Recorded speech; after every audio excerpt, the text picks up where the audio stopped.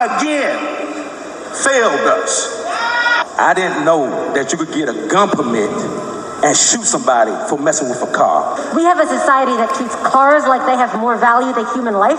A society so depraved with people running around thinking things are worth more than our babies. On February 26, 2012, in Sanford, Florida, George Zimmerman fatally killed Trayvon Martin.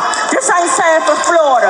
This is Washington, D.C. I am a mother of a black son. I am a grandmother of 2 black grandsons. And who killed Karan Blake is a black George Zimmerman.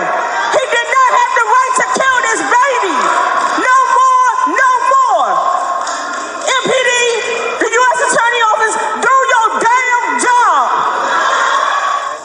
Developing this morning, backlash being felt and heard by members of the Metropolitan Police Department as community members demand answers and justice for Karan Blake.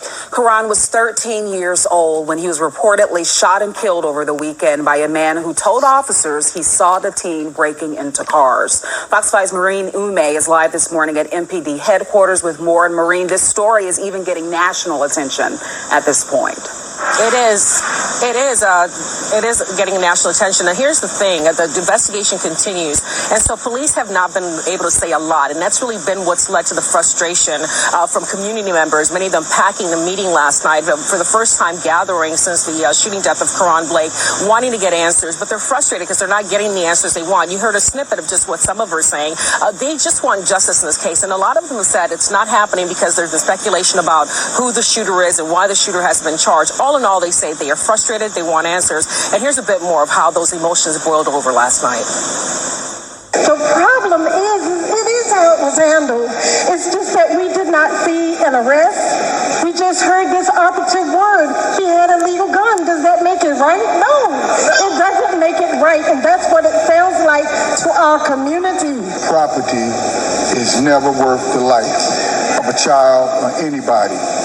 And if this man used a gun and he can't prove this child put his life in danger, let him be held accountable now, not later.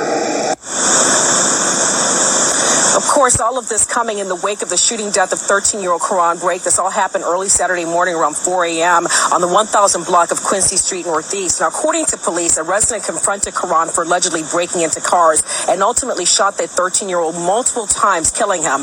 The resident has not been identified, but we do know a bit more about him. Police say he was a legal gun owner. We've been reporting about that all week.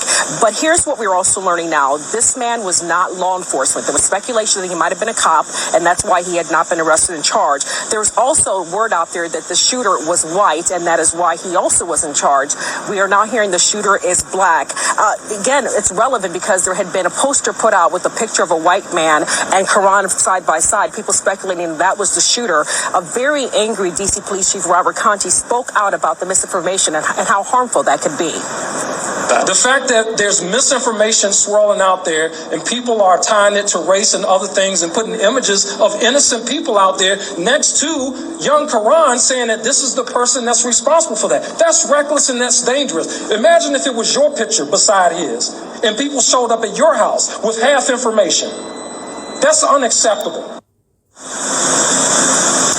Now, there is an investigation launched into this. As I said, Chief Conti says charges may still come in this case, but it won't be up to him. A D.C. grand jury will have to decide if charges will be filed, and then ultimately this person will be held responsible for this crime. But again, emotions not dying down anytime soon. The story continues, that community remaining extremely angry, wanting answers, and unfortunately, they're not getting very much answers to at this point.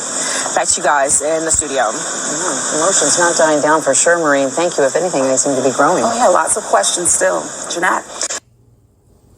The shooter, a D.C. government employee. I've seen that somewhere. Yes. The shooter is? Yes. Thank you.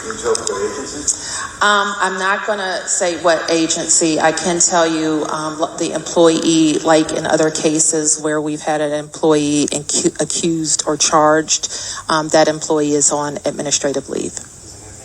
Who with public safety?